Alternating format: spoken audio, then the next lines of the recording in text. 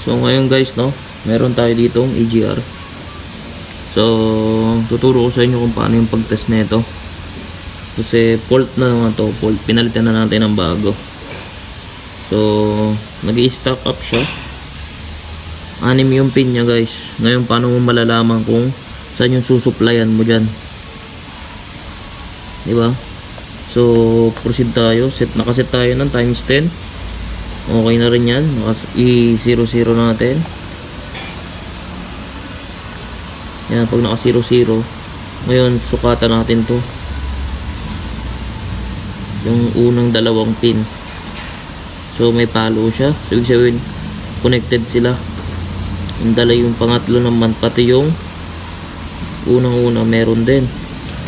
Tapos dito sa baba wala, tatlo. Yan guys, wala. Ngayon ito naman, wala rin siya. Ngayon dito yung dalawa na to may connection. Tapos subukan natin dito, may connection din. Ngayon pag ito naman, so may connection din silang tatlo. So itong tatlo na to may connection. Ngayon paano natin malalaman kung saan dyan yung positive tsaka negative?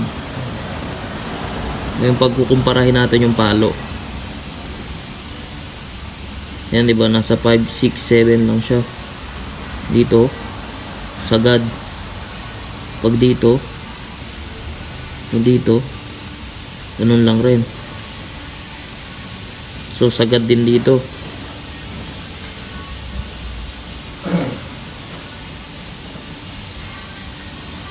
Yan. So napakuwari ko guys, itong pin na ito tsaka ito tsaka ito yung up and down, tapos yung pag close and open nya, ito yung positive negative. So subukan natin supplyan kung gagana to. Dapat bubuka yan pag sinuplayan natin. So meron tayong wire dito.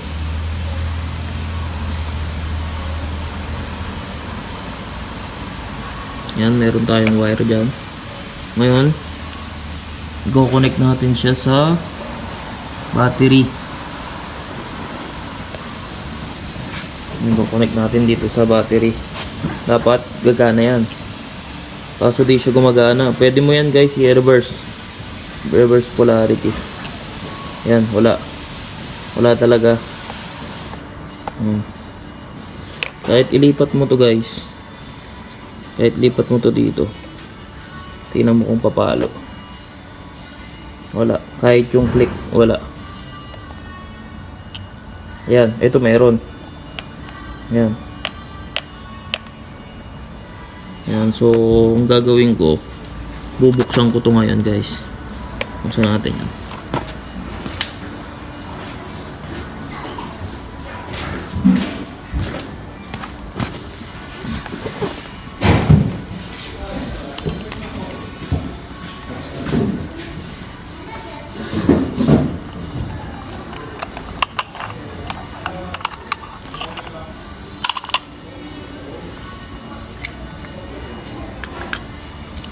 Ito yung TT na to guys. Dapat pag sinuplayan mo yan, mahatak yan.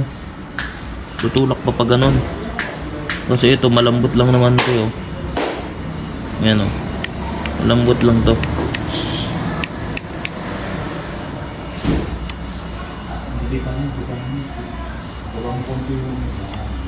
Yan guys, ayan. Dapat pag sinuplayan mo dito, tutulak yan. Tutulak pa ganun. So supplyan ulit natin para ma-confirm natin kung gumagana talaga o hindi.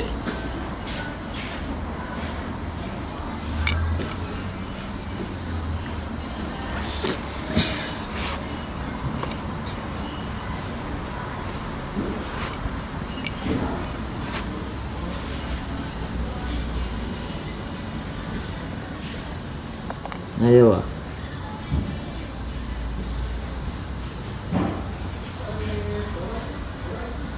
Ayan guys, oh. Gumalaw siya.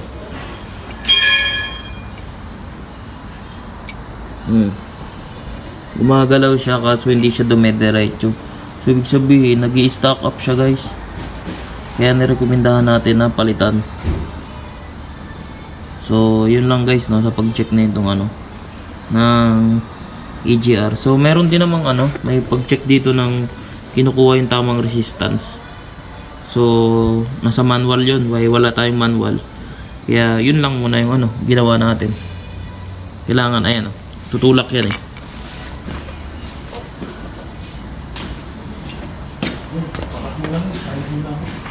Ayan. Ayan. Pag hinata ko yan, makikita nyo yan guys ah. Ganyan kahaba yan. Tapos thread yan. Binalik mo dapat pag ganun-ganon yan. Magaganong-ganon yan. Ito, tutulak niya. Ito. Itong spring na to. Tutulak niya yan. So, yun lang guys no. Share lang tayo ng ano, pag-check ng EGR. Yun lang. God bless.